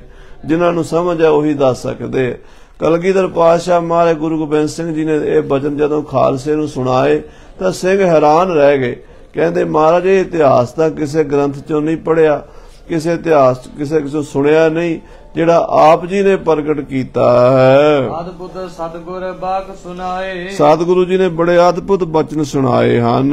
ਸਾਚੇ ਪਾਤਸ਼ਾਹੋ ਹਮ ਤਾਈ। ਹੈ ਸੱਚੇ ਪਾਤਸ਼ਾਹ ਅਸਾਂ ਤਾਈ। ਸ੍ਰੀ ਮੁਖ ਤੇ ਦੇਹੋ ਭੇਵ ਸੁਨਾਈ। ਆਪਣੀ ਰਸਨਾ ਤੋਂ ਭੇਦ ਸੁਣਾਓ ਸਤਿਗੁਰੂ ਜੀ। ਜਿਨ ਕੋ ਅੰਸ਼ ਸਰਬ ਹੀ ਮਰ ਹੈ। ਮਹਾਰਾਜ ਨਾ ਮੁਗਲ ਪਠਾਣਾਂ ਦੀ, ਇਹਨਾਂ ਸ਼ਹੀਦਾਂ ਦੀ, ਸੇਖਾਂ ਦੀ ਅੰਸ਼ ਸਾਰੀ ਖਤਮ ਹੋ ਜਾਏਗੀ ਕਿ ਸਾਰੇ ਹੀ ਸਮਾਪਤ ਹੋ ਜਾਣਗੇ। ਸ਼ੰਕਰ ਵਰਨ ਜਿਹੜੇ ਪੈਦਾ ਹੋਏ ਸਨ, ਜਦੋਂ ਬੀਚ ਤੇ ਕੋਏ ਉਬਰ ਹੈ। ਜਾਂ ਇਹਨਾਂ ਵਿੱਚੋਂ ਕੋਈ ਬਚੇਗਾ ਵੀ, ਕੋਈ ਇਹਨਾਂ ਚੋਂ ਰਹੇਗਾ ਵੀ, ਕਿ ਸਾਰੇ ਹੀ ਸਮਾਪਤ ਹੋ ਜਾਣਗੇ। ਫਰਮਾਇਓ ਬਚ ਲੋਕ ਕਨੇਰੇ। ਮਹਾਰਾਜ ਕਲਗੀਧਰ ਪਾਤਸ਼ਾਹ ਬੋਲੇ, ਖਾਲਸਾ ਜੀ, ਕੁਝ ਲੋਕ ਘਨੇਰੇ ਹੀ, ਤਿਨ ਕੀ ਅੰਸ਼ ਬਿਲੋਕ ਬਡੇਰੇ। ਉਹਨਾਂ ਦੀ ਬਹੁਤ ਅੰਸ਼ ਵੇਖ ਕੇ ਨਿਜ ਨਿਜ ਧਰਮ ਛੋੜ ਮਿਲ ਰਹਾ। ਕਹਿੰਦੇ ਰਹਿਣਗੇ, ਆਪਣਾ ਆਪਣਾ ਧਰਮ ਛੱਡ ਕੇ ਰਹਿਣਗੇ, ਆਪਣੀ ਆਪਣੀ ਮਰਿਆਦਾ ਛੱਡ ਕੇ ਜਿਹੋ ਜਿਹਾ ਸਮਾਂ ਉਹੋ ਜਿਹਾ ਟਪਾ ਲੈਣਗੇ ਤਾਂ ਬਚਣਗੇ। ਤੈਨ ਪਰ ਹੁਕਮ ਨਹੀਂ ਪ੍ਰਭ ਕਹੈ। ਉਹਨਾਂ ਤੇ ਪਰਮੇਸ਼ਰ ਦਾ ਹੁਕਮ ਨਹੀਂ ਹੈ। ਇਸੀ ਅੰਸ਼ ਕੇ ਸਭ ਮਰ ਜਹੈ। ਉਸ ਅੰਸ਼ ਦੇ ਸਾਰੇ ਮਰ ਜਾਣਗੇ। ਇਤ ਦੇਸ਼ ਕੋ ਨਹਿ ਰਹਿਣਾ ਪੈ। ਇਸ ਪਾਸੇ ਦਾ ਕੋਈ ਨਹੀਂ ਰਹਿਣਾ ਪਾਏਗਾ, ਇੱਧਰ ਨਹੀਂ ਕੋਈ ਰਹਿਣ ਦੇਾਂਗੇ। ਹਮ ਹੈ ਪੀਛੇ ਬਰਖਸ ਵਾਸੈ। ਸਾਡੇ ਤੋਂ, ਸਾਡੇ ਜੋਤੀ ਜੋਤ ਸਮਾਨ ਤੋਂ 125 ਸਾਲ ਬਾਅਦ 1708 ਦੇ ਵਿੱਚ ਮਹਾਰਾਜ ਸ੍ਰੀ ਗੁਰੂ ਗੋਬਿੰਦ ਸਿੰਘ ਸਾਹਿਬ ਸੱਚੇ ਪਾਤਸ਼ਾਹ ਜੀ ਹਜੂਰ ਸਾਹਿਬ ਜੋਤੀ ਜੋਤ ਸਮਾਏ ਤੇ 100 ਸਾਲ ਬਾਅਦ ਮਹਾਰਾਜ ਰਣਜੀਤ ਸਿੰਘ ਜੀ ਨੇ ਉਧਰ ਮੂੰਹ ਕਰ ਲਿਆ, ਕਾਬਲ ਵੱਲ, ਅਫਗਾਨਿਸਤਾਨ ਵੱਲ, ਕਸ਼ਮੀਰ ਵੱਲ, ਇਹ ਸਾਰੇ ਮੁਲਕ। ਬਾਬਾ ਫੂਲਾ ਸਿੰਘ ਜੀ ਅਕਾਲੀ, ਨਿਹੰਗ ਸਿੰਘ ਸਾਹਿਬ ਜਥੇਦਾਰ, ਬੁੱਢੇ ਦਲ ਦੇ ਸ੍ਰੀ ਅਕਾਲ ਤਖਤ ਸਾਹਿਬ ਦੇ, ਉਹਨਾਂ ਨੇ ਸਾਧ ਸੰਗਤ ਜੀ 1823 ਦੇ ਵਿੱਚ 14 ਮਾਰਚ ਨੂੰ ਜਦ ਸ਼ਹੀਦੀ ਪਾਈ ਹੈ ਨਾ, ਉਦੋਂ ਖਾਲਸੇ ਦਾ ਬਹੁਤ ਬੋਲਬਾਲਾ ਹੋ ਗਿਆ ਕਾਬਲ ਵੱਲ। ਤੇ ਜਿਹੜਾ ਵੱਡਾ ਘੱਲੂ ਘਾਰਾ ਕਰਕੇ ਅਬਦਾਲੀ ਨਿਉਂਦਾ ਪਾ ਗਿਆ ਸੀਗਾ, ਉਹ 14 ਮਾਰਚ ਨੂੰ 1823 ਨੂੰ ਬਦਲਾ ਲਿਆ। ਅਬਦਾਲੀ ਦਾ 30,000 ਮਾਰ ਕੇ ਗਿਆ ਸੀ ਸਿੱਖਾਂ ਨੂੰ, ਤੇ ਬਾਬਾ ਜੀ ਨੇ 4.5 ਲੱਖ ਪਠਾਨ ਮੁਗਲ ਰਣ ਤੱਤੇ 'ਚ ਖਤਮ ਕੀਤਾ। ਕਾਬਲ ਤੱਕ ਲਾਸ਼ਾਂ ਹੀ ਲਾਸ਼ਾਂ ਵਿਛਾਤੀਆਂ ਮੁਗਲਾਂ ਪਠਾਣਾਂ ਦੀਆਂ। ਭਜਦੇ ਨਜ਼ਰ ਆਏ। ਤੇ ਉਦੋਂ ਫਿਰ ਅਫਗਾਨਿਸਤਾਨ ਕੀ ਤੇ ਈਰਾਨ ਕੀ ਕੋਈ ਮੁਲਕ ਨਹੀਂ ਜਿੱਥੇ ਖਾਲਸੇ ਦੀ ਧਮਕ ਨਹੀਂ ਪਈ। ਮਹਾਰਾਜ ਕਹਿੰਦੇ ਸਾਡੇ ਤੋਂ 125 ਸਾਲ ਬਾਅਦ ਐਸਾ ਪ੍ਰਤਾਪ ਹੋ ਜਾਏਗਾ ਨਾ ਖਾਲਸੇ ਦਾ ਕਿ ਮੁਗਲ ਪਠਾਣਾ ਦੀਆਂ ਸਫਾਈਆਂ ਹੋ ਜਾਣਗੀਆਂ। ਤਬੈ ਖਾਲਸਾ ਇਨੋ ਬਿਨਾਸੈ। ਮਹਾਰਾਜ ਕਹਿੰਦੇ ਸਾਡੇ ਤੋਂ 125 ਸਾਲ ਬਾਅਦ, ਸਾਡੇ ਸਰੀਰ ਛੱਡਣ ਤੋਂ 100-125 ਸਾਲ ਬਾਅਦ ਖਾਲਸਾ ਇਹਨਾਂ ਦੀ ਜੜ੍ਹਾਂ ਪੁੱਟੇਗਾ। ਬਿਨ ਸਤਰ ਹੈ ਸਮੈ ਪ੍ਰਤ ਫਿਰ ਸਮੇਂ-ਸਮੇਂ ਬਿਨਸਦੇ ਰਹਿਣਗੇ। ਇੱਕ ਵਾਰੀ ਤਾਂ ਨਹੀਂ ਨਾ ਮਾਰੇ ਜਾਂਦੇ। ਪਰਮੇਸ਼ਰ ਨੇ ਨਾ ਲੀਲਾ ਰਚਾਈ ਹੋਈ ਹੈ। ਜੇ ਸਾਰੇ ਇੱਕੋ ਵਾਰੀ ਮਰ ਜਾਣ ਤੇ ਦੁਬਾਰਾ ਜੰਗ ਕਰਨ ਦਾ ਮੌਕਾ ਹੀ ਨਾ ਬਣੇ। ਪਰਮੇਸ਼ਰ ਨੇ ਕੀ ਕੀਤਾ ਹੋਇਆ, ਉਹ ਕਹਿੰਦਾ ਥੋੜੇ ਜਿਹੇ ਬਚਾ ਲਓ, ਇਹ ਫਿਰ ਪੈਦਾ ਹੋ ਜਾਣ, ਫਿਰ ਜੰਗ ਕਰ ਲਾਂਗੇ। ਉਹ ਫਿਰ ਸਮਾਪਤ ਕਰ ਦਿੰਦਾ, ਫਿਰ ਕਹਿੰਦਾ ਥੋੜੇ ਜਿਹੇ ਹੋ ਰਹਿ ਜਾਣਗੇ, ਫਿਰ ਉਹਨਾਂ ਚੋਂ ਪੈਦਾ ਹੋ ਜਾਣਗੇ, ਫਿਰ ਮਾਰ ਲਾਂਗੇ। ਏਦਾਂ ਮਾਰੇ ਕਹਿੰਦੇ ਹੌਲੇ ਹੌਲੇ ਮਾਰੇ ਜਾਣਗੇ। ਯੋ ਤਿਨ ਕੀ ਹੋਏ ਮੂਲ ਉਖੇਰ। ਇਸ ਤਰ੍ਹਾਂ ਇਹਨਾਂ ਦੀ ਜੜ ਪੱਟੀ ਜਾਏਗੀ, ਸਮਾਂ ਆਵੇਗਾ। ਇਸ ਪ੍ਰਕਾਰ ਸਿੰਘਨ ਸਮਝਾਇਓ। ਇਸ ਤਰ੍ਹਾਂ ਮਹਾਰਾਜ ਸੱਚੇ ਪਾਤਸ਼ਾਹ ਜੀ ਨੇ ਖਾਲਸੇ ਨੂੰ ਦੱਸਿਆ। ਸਭਾ ਉਠਨ ਕੋ ਸਮੈ ਸੋ ਆਇਓ। ਮਹਾਰਾਜ ਦੇ ਦੀਵਾਨ ਦੀ ਸਮਾਪਤੀ ਦਾ ਸਮਾਂ ਹੋ ਗਿਆ। ਅੰਦਰ ਜਾਏ ਪਰਵੇਸ਼ੇ। ਮਹਾਰਾਜ ਆਪਣੇ ਮਹਿਲਾਂ ਚ ਅਨੰਦਪੁਰ ਸਾਹਿਬ ਜਿਹੜੇ ਗੁਰੂ ਕੇ ਮਹਿਲ ਹਨ, ਜਿੱਥੇ ਸਾਧ ਸੰਗਤ ਜੀ ਮਹਾਰਾਜ ਦੇ ਸਾਹਿਬਜ਼ਾਦਿਆਂ ਦੇ ਵੀ ਜਨਮ ਹੋਏ ਨੇ, ਉਸ ਪਵਿੱਤਰ ਸਥਾਨ ਤੇ ਭੌਰਾ ਸਾਹਿਬ ਜਾ ਬਿਰਾਜੇ ਨੇ ਸਤਿਗੁਰੂ ਜੀ। ਗਇਓ ਖਾਲਸਾ ਸਿਵਰ ਅਸ਼ੇਸ਼ੇ। ਬਾਕੀ ਸਾਰਾ ਖਾਲਸਾ ਆਪਣੇ ਆਪਣੇ ਆਸਨਾਂ ਤੇ ਆਪਣੀਆਂ ਆਪਣੀਆਂ ਛਾਉਣੀਆਂ 'ਚ ਚਲਾ ਗਿਆ ਹੈ। ਖਾਨ ਪਾਨ ਕਰ ਨਿਸਾ ਬਿਤਾਈ। ਲੰਗਰ ਪ੍ਰਸ਼ਾਦਾ ਛਕ ਕੇ ਸਭ ਨੇ ਰਾਤ ਗੁਜ਼ਾਰੀ ਹੈ। ਭਈ ਪ੍ਰਾਤ ਪੁਨ ਸਭਾ ਲਗਾਈ। ਅੰਮ੍ਰਿਤ ਵੇਲਾ ਹੋਇਆ, ਫਿਰ ਮਹਾਰਾਜ ਦਾ ਦੀਵਾਨ ਸਜਿਆ। ਅਗਲੇ ਦਿਨ ਆਨ ਖਾਲਸੇ ਦਰਸ਼ਨ ਕੀਨਾ। ਸਿੰਘ ਤਿਆਰ ਬਰ ਤਿਆਰ ਹੋ ਕੇ ਸ਼ਸਤਰ ਬਸਤਰ ਸਜਾ ਕੇ ਦਰਬਾਰ ਚ ਆਏ ਨੇ, ਸਤਿਗੁਰਾਂ ਦੇ ਦਰਸ਼ਨ ਕੀਤੇ ਨੇ। ਕਰ ਬੰਧਨ ਟਿਕ ਬੈਠ ਪ੍ਰਬੀਨਾ। ਮਹਾਰਾਜ ਨੂੰ ਮੱਥਾ ਟੇਕ ਕੇ ਗੁਰੂ ਕੇ ਸਿੰਘ ਮਹਾਰਾਜ ਦੇ ਚਰਨਾਂ 'ਚ ਸਜ ਗਏ ਨੇ। ਗਰਜ ਗਰਜ ਗੁਰ ਫਤਿਹ ਬੁਲਾਵੇ। ਜਦੋਂ ਆਉਂਦੇ ਨੇ ਮਹਾਰਾਜ ਦੇ ਦਰਬਾਰ ਵਿੱਚ ਤੇ ਗੱਜ ਗੱਜ ਕੇ ਫਤਿਹ ਬੁਲਾਉਂਦੇ ਨੇ। ਵਾਹਿਗੁਰੂ ਜੀ ਕਾ ਖਾਲਸਾ, ਵਾਹਿਗੁਰੂ ਜੀ ਕੀ ਫਤਿਹ। ਸ਼ਸਤਰਨ ਸਹਿਤ ਬੈਸ ਦੁੱਤ ਪਾਵੇ। ਔਰ ਸ਼ਸਤਰਾਂ ਨਾਲ ਸਜੇ ਧਜੇ ਮਹਾਰਾਜ ਦੇ ਦਰਬਾਰ 'ਚ ਸਜ ਜਾਂਦੇ ਨੇ। ਬੜੇ ਸੋਹਣੇ ਲੱਗਦੇ ਨੇ ਸਿੰਘ। ਰਾਜਨ ਕੇ ਤਬ ਚਲੇ ਪ੍ਰਸੰਗਾ। ਉਸ ਵੇਲੇ ਰਾਜਿਆਂ ਮਹਾਰਾਜਿਆਂ ਦੀਆਂ ਗੱਲਾਂ ਚੱਲਦੀਆਂ ਨੇ। ਕਦੀ ਮਹਾਰਾਜ ਸੂਰਬੀਰ ਬਹਾਦਰਾਂ ਯੋਧਿਆਂ ਦੀ ਕਥਾ ਸੁਣਾਉਂਦੇ ਨੇ, ਕਦੀ ਰਾਜਿਆਂ ਦੀ ਸੁਣਾਉਂਦੇ ਨੇ, ਕਦੀ ਵਿਦਵਾਨਾਂ ਗਿਆਨੀਆਂ ਦੀ ਸੁਣਾਉਂਦੇ ਨੇ, ਕਦੀ ਅਵਤਾਰਾਂ ਮਹਾਂਪੁਰਸ਼ਾਂ ਦੀ ਕਥਾ ਸੁਣਾਉਂਦੇ ਨੇ। ਮਹਾਰਾਜ ਖਾਲਸੇ ਦੇ ਅੰਦਰ ਗਿਆਨ ਭਰਦੇ ਨੇ। ਮਹਾਰਾਜ ਸਿੰਘਾਂ ਨੂੰ ਬਚਨ ਸੁਣਾਉਂਦੇ ਨੇ। ਧਰੇ ਤਰਾਸ ਮਿਲ ਕੇ ਪਏ ਇੱਕ ਰੰਗਾ। ਮਹਾਰਾਜ ਦੇ ਦਰਬਾਰ ਵਿੱਚ ਅੱਜ ਰਾਜਿਆਂ ਦੀ ਗੱਲ ਚੱਲੀ ਹੈ, 22 ਧਾਰ ਦੇ ਪਹਾੜੀਆਂ ਦੀ, ਕਿ ਮਹਾਰਾਜ ਇਹ ਸਾਰੇ ਇੱਕੋ ਜਿਹੇ ਹੋ ਗਏ ਨੇ ਤੇ ਖਾਲਸੇ ਤੋਂ ਡਰਦੇ ਨੇ। ਕੇਤਕ ਲੈ ਕਰ ਚਮੂ ਬਿਸਾਲਾ। ਕਈ ਰਾਜੇ ਫੌਜਾਂ ਲੈ ਕੇ ਪਿੰਡਾਂ 'ਚ ਫਿਰਦੇ ਨੇ ਵੀ ਕਿਤੇ ਸਿੰਘ ਸਾਡਾ ਇਲਾਕਾ ਲੁੱਟ ਕੇ ਨਾ ਲੈ ਜਾਣ। ਦੇਸ਼ ਆਨੰਦਪੁਰ ਘੇਰੋ ਡਾਲਾ। ਤੇ ਇਹਨਾਂ ਨੇ ਸਾਰਿਆਂ ਪਹਾੜੀ ਰਾਜਿਆਂ ਨੇ ਸਲਾਹਾਂ ਕੀਤੀਆਂ ਨੇ ਵੀ ਆਨੰਦਪੁਰ ਸਾਹਿਬ ਨੂੰ ਘੇਰਾ ਪਾ ਲਓ, ਆਨੰਦਪੁਰ ਸਾਹਿਬ ਨੂੰ ਉਜਾੜ ਦਿਓ, ਗੁਰੂ ਗੋਬਿੰਦ ਸਿੰਘ ਸਾਹਿਬ ਨੂੰ ਇੱਥੋਂ ਕੱਢ ਦਿਓ। ਏਦਾਂ ਦੀਆਂ ਸੋਚਾਂ ਇਹ ਸੋਚਦੇ ਰਹਿੰਦੇ ਨੇ। ਚਹਿਤ ਰਹਿ ਲਰਬੇ ਕੋਹ ਜੰਗ। ਇਹ ਰਾਜੇ ਗੁਰੂ ਨਾਲ ਲੜਨਾ ਚਾਹੁੰਦੇ ਨੇ, ਗੁਰੂ ਨੂੰ ਹਰਾਣਾ ਚਾਹੁੰਦੇ ਨੇ। ਕੇਤਕ ਆਗੇ ਆਏ ਨਿਸੰਗ। ਤੇ ਕਈ ਵਾਰੀ ਅੱਗੇ ਨਿਸੰਗ ਹੋ ਕੇ ਆਏ ਵੀ ਨੇ। ਭੰਗਾਣੀ ਦੇ ਜੰਗ ਵਿੱਚ ਵੀ ਇਹਨਾਂ ਨੇ ਗੁਰੂ ਸਾਹਿਬ ਦੇ ਹੱਥ ਵੇਖੇ ਨੇ। ਉਸ ਤੋਂ ਬਾਅਦ ਵੀ ਬੜੇ ਜੰਗ ਹੋਏ ਨੇ ਤੇ ਇਹ ਮਾਰ ਹੀ ਖਾਂਦੇ ਰਹੇ ਨੇ ਪਹਾੜੀਏ। ਸਿੰਘਨ ਸੰਗ ਧਿਰਤ ਹੀ ਰਹਿ। ਤੇ ਪਹਾੜੀਏ ਰਾਜੇ ਸਿੰਘਾਂ ਨਾਲ ਭਿੜਦੇ ਹੀ ਰਹਿੰਦੇ ਨੇ। ਇਹ ਖਾਲਸੇ ਨਾਲ ਟੱਕਰਦੇ ਹੀ ਰਹਿੰਦੇ ਨੇ, ਕਿਉਂਕਿ ਖਾਲਸਾ ਕਿਸੇ ਦੀ ਈਨ ਮੰਨਦਾ ਨਹੀਂ। ਆਜ਼ਾਦ ਫੌਜ ਹੈ, ਸ਼ਸਤਰ ਧਾਰੀ ਹੈ, ਤਿਆਰ ਪਰ ਤਿਆਰ ਹੈ। ਸ਼ਿਕਾਰ ਖੇਡਣ ਜਾਂਦੇ ਪਹਾੜਾਂ ਦੇ ਵਿੱਚ, ਉਧਰੋਂ ਮਾਲ ਡੰਗਰ ਜਿਹੜਾ ਹੁੰਦਾ ਉਹਨਾਂ ਦਾ, ਕੋਈ ਭੇਡ ਬੱਕਰੀ ਉਹ ਵੀ ਲੁੱਟਮਾਰ ਹੋ ਜਾਂਦਾ, ਕੋਈ ਸੂਰ ਜੰਗਲ 'ਚ ਮਿਲ ਜੇ, ਕੋਈ ਹਿਰਨ ਮਿਲ ਜੇ, ਉਹ ਵੀ ਸ਼ਿਕਾਰ ਹੋ ਜਾਂਦਾ। ਉਹ ਇਸ ਤਰ੍ਹਾਂ ਫਿਰ ਜਦੋਂ ਮਾਰਾ ਬਕਾਰਾ ਹੁੰਦਾ, ਘਾਹ ਪੱਠਾ ਵੀ ਲੈ ਕੇ ਆਉਂਦੇ ਨੇ ਤੇ ਬਾਲਣ ਵੀ ਵੱਢ ਕੇ ਲਿਆਉਂਦੇ ਨੇ।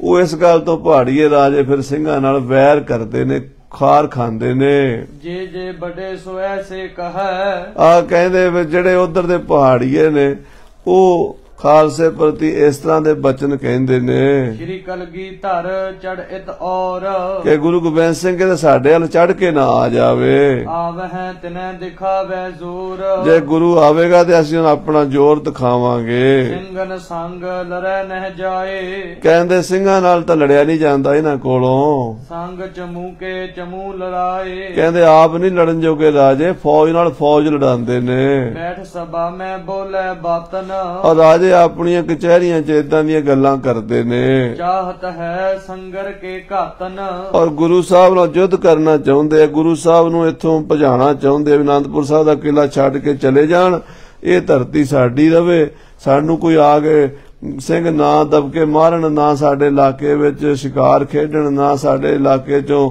ਘਾਹ ਪੱਠਾ ਲਿਜਾਣ। ਇਸ ਗੱਲ ਤੋਂ ਪਹਾੜੀਏ ਜਿਹੜੇ ਨੇ ਉਹ ਖਾਰ ਖਾਂਦੇ ਨੇ। ਸੁਣ ਸ਼੍ਰੀ ਮੁਖ ਤੇ ਤਬ ਫਰਮਾਇਓ, ਸਿੰਘਾਂ ਦਾ ਇਹ ਬਚਨ ਸੁਣਿਆ ਰਾਜਿਆਂ ਦੀ ਜਦੋਂ ਗੱਲ ਸਿੰਘਾਂ ਨੇ ਚਲਾਈ ਤਾਂ ਮਹਾਰਾਜ ਕਲਗੀਧਰ ਪਾਤਸ਼ਾਹ ਫਰਮਾਉਂਦੇ ਹਨ, ਭਏ ਪ੍ਰਭਾਤ ਜਹਤ ਹਮ ਜਾਇਓ, ਕਹਿੰਦੇ ਚੰਗਾ ਫਿਰ ਖਾਲਸਾ ਜੀ ਕੱਲ ਸਵੇਰੇ ਅਸੀਂ ਆਪ ਚੱਲਾਂਗੇ। ਅੱਗੇ ਤੇ ਸਿੰਘ ਜਾਂਦੇ ਸ਼ਿਕਾਰ ਖੇਡਣ ਤੇ ਆਪੇ ਲੁੱਟਮਾਰ ਕਰਕੇ ਆਉਂਦੇ ਆ, ਸ਼ਿਕਾਰ ਲੈ ਆਉਂਦੇ ਆ, ਕਹਿੰਦੇ ਕੱਲ ਅਸੀਂ ਆਪ ਨਾਲ ਚੱਲਾਂਗੇ। ਬਹੁਤ ਦਿਨ ਬੀਤੇ ਗਏ ਅਖੇਰ, ਸਾਨੂੰ ਵੀ ਸ਼ਿਕਾਰ ਖੇਡਣ ਗਿਆ ਕਈ ਦਿਨ ਬੀਤ ਗਏ ਨੇ, ਕਈ ਦਿਨਾਂ ਦਾ ਸਾਡਾ ਸ਼ਿਕਾਰ ਨੂੰ ਫੇਰਾ ਨਹੀਂ ਵੱਜਾ। ਜਿਤ ਦੇਸ਼ ਚਲੈ ਹਤੈ ਕਿਤ ਸ਼ੇਰ, ਉਧਰ ਹੀ ਚੱਲਾਂਗੇ ਜਿੱਧਰ ਕੋਈ ਜੰਗਲੀ ਸ਼ੇਰਾਂ ਦੀ ਜੂ ਹੋਵੇਗੀ ਨਾ, ਸ਼ੇਰਾਂ ਦਾ ਸ਼ਿਕਾਰ ਕਰਾਂਗੇ ਚੱਲ ਕੇ। ਇਸ ਤੇ ਆਦਿਕ ਅਨੇਕ ਪ੍ਰਸੰਗ, ਇਸ ਤਰ੍ਹਾਂ ਦੇ ਬੜੇ ਬਚਨ ਬਿਲਾਸ ਚੱਲੇ ਹਨ ਕਿ ਕੱਲ ਨੂੰ ਮਹਾਰਾਜ ਕਹਿੰਦੇ ਭਾਈ ਅੱਜ ਤਾਂ ਦੀਵਾਨ ਸਜਾ ਲਿਆ ਤੇ ਕੱਲ ਨੂੰ ਆਪਾਂ ਸ਼ਿਕਾਰ ਨੂੰ ਹੀ ਚੜਾਂਗੇ, ਸ਼ੇਰ ਦਾ ਹੀ ਸ਼ਿਕਾਰ ਖੇਡਾਂਗੇ ਕਿਤੇ ਜਾ ਕੇ। ਭਏ ਸੁਨੇ ਸਭ ਸਿੰਘਨ ਸੰਗ, ਇਸ ਤਰ੍ਹਾਂ ਸਿੰਘਾਂ ਨਾਲ ਬਚਨ ਬਿਲਾਸ ਕੀਤੇ ਸਤਿਗੁਰੂ ਜੀ ਨੇ। ਸੋ ਭੈ ਰਾਤ ਸਤਿਗੁਰੂ ਬਿਤਾਈ, ਉਹ ਰਾਤ ਸਤਿਗੁਰੂ ਜੀ ਨੇ ਗੁਜ਼ਾਰੀ ਹੈ। ਹੋਤ ਪਰਾਤ ਕੇ ਕਰੀ ਚੜਾਈ, ਅਗਲੇ ਦਿਨ ਸਵੇਰੇ ਸਾਰੀ ਮਹਾਰਾਜ ਆਪਣੇ ਨਿਤਨੇਮ ਤੋਂ ਵਿਹਲੇ ਹੋ ਕੇ ਸ਼ਿਕਾਰ ਨੂੰ ਚਾਲਾ ਪਾਇਆ ਹੈ। ਪਾਏ ਹੁਕਮ ਰਣਜੀਤ ਨਗਾਰਾ, ਮਹਾਰਾਜ ਹੁਕਮ ਦਿੱਤਾ ਵੀ ਰਣਜੀਤ ਨਗਾਰੇ ਦੇ ਦੋਹਰੀਆਂ ਚੋਭਾਂ ਲਾ ਕੇ ਨਗਾਰੇ ਵਜਾ ਕੇ ਚੜਨਾ ਹੈ। ਗਰਜ ਉਠਿਓ ਜਿਮ ਜਲ ਤਰ ਭਾਰਾ, ਕਹਿੰਦੇ ਜਦੋਂ ਨਗਾਰਚੀ ਸਿੰਘ ਨੇ ਦੋਹਰੀਆਂ ਚੋਭਾਂ ਲਾਈਆਂ ਨੇ ਨਗਾਰੇ ਦੇ ਉੱਤੇ ਤੇ ਏਦਾਂ ਗਰਜਿਆ ਨਗਾਰਾ ਜਿਵੇਂ ਬੱਦਲ ਗਰਜਦਾ ਹੈ। ਸੁਨਤ ਖਾਲਸਾ ਹੋਏ ਸਤਿਆਰੂ, ਨਗਾਰੇ ਦੀ ਆਵਾਜ਼ ਸੁਣ ਕੇ ਖਾਲਸੇ ਨੇ ਘੋੜੇ ਕੱਸ ਲਏ ਹਨ। ਦੀਨ ਤਰੰਗਮ ਕਰ ਸ਼ਿੰਗਾਰੂ, ਘੋੜਿਆਂ ਤੇ ਕਾਠੀਆਂ ਪਾ ਕੇ ਘੋੜੇ ਸ਼ਿੰਗਾਰ ਲਏ ਨੇ ਬਸਤਰ ਸ਼ਸਤਰ ਤੇ ਸਜੇ ਬਿਸਾਲੇ, ਔਰ ਸ਼ਸਤਰਾਂ ਬਸਤਰਾਂ ਨਾਲ ਸਜ ਗਏ ਨੇ ਸਿੰਘ।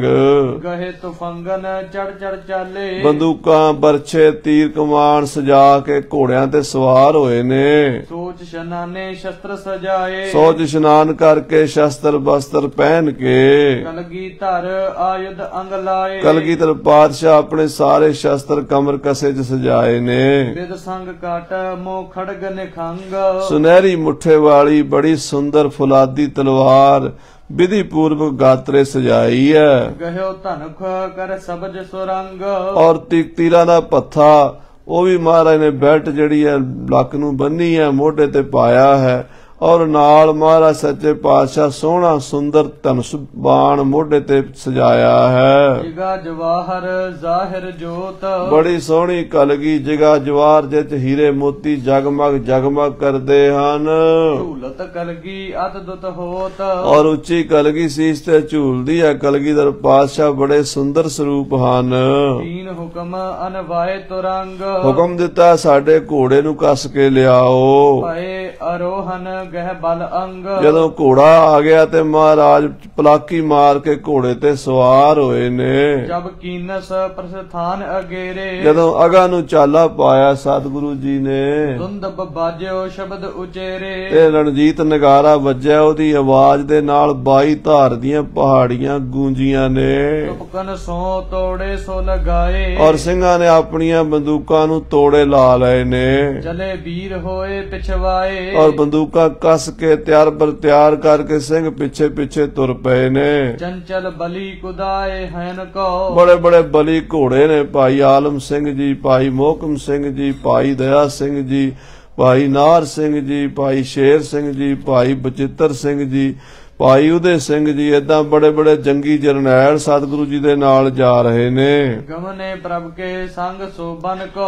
ਔਰ ਇਸ ਤਰ੍ਹਾਂ ਇਹ ਖਾਲਸਾ ਸਾਧ ਸੰਗਤ ਜੀ ਜੰਗਲ ਨੂੰ ਸ਼ਿਕਾਰ ਖੇਡਣ ਚੜਿਆ ਹੈ। ਦੀਰਘ ਕਾਨਨ ਜਾਏ ਪ੍ਰਵੇਸ਼ੇ। ਬੜੇ ਸੰਘਣੇ ਜੰਗਲਾਂ ਵਿੱਚ ਜਾ ਪ੍ਰਵੇਸ਼ ਕੀਤਾ ਹੈ। ਹੀਰ ਹੀਰ ਮ੍ਰਿਗ ਹਨੇ ਵਿਸ਼ੇਸ਼ੇ। ਔਰ ਜੰਗਲ ਦੇ ਜਾਨਵਰਾਂ ਦਾ, ਹਿਰਨਾਂ ਦਾ, 12 ਸਿੰਘਾਂ ਦਾ, ਜੰਗਲੀ ਸੂਰਾਂ ਦਾ ਸ਼ਿਕਾਰ ਖੇਡਿਆ ਹੈ। ਤੁਪਕਨ ਕੇ ਤੜਾਕ ਗਨ ਹੋਵੇ। ਔਰ ਕਾੜ ਕਾੜ ਕਰਦੀਆਂ ਪਹਾੜ 'ਚ ਗੋਲੀਆਂ ਚੱਲਦੀਆਂ ਨੇ, ਦੂਰ ਦੂਰ ਗੂੰਜਦੇ ਨੇ ਪਹਾੜ। ਦੂਰ ਦੂਰ ਇਤ ਉਤ ਫਿਰ ਜੋਵੇ। ਦੂਰ ਦੂਰ ਸਾਧ ਸੰਗਤ ਜੀ ਵੇਖਦੇ ਨੇ। ਧੁਨ ਉੱਚੀ ਭੁਨ ਬਜਿਓ ਨਗਾਰਾ। ਉੱਚੀ ਧੁਨ ਤੇ ਨਗਾਰਾ ਵੱਜਾ ਹੈ। ਮਨ ਮੈਂ ਹੋਤ ਕੁਲਾਹਲ ਭਾਰਾ। ਜੰਗਲ 'ਚ ਬੜਾ ਕੁਲਾਹਲ ਹੋ ਰਿਹਾ, ਕਿਤੇ ਗੋਲੀਆਂ ਦੀ ਕੜਕਾਟ ਹੈ, ਕਿਤੇ ਨਗਾਰਿਆਂ ਦੀ ਆਵਾਜ਼ ਹੈ, ਤੇ ਕਿਤੇ ਜੰਗਲੀ ਜਾਨਵਰਾਂ ਦਾ ਸ਼ੋਰ ਸ਼ਰਾਬਾ ਹੈ। ਖੇਲ ਅਖੇਰ ਸੈਲ ਪਰ ਸੈਲ।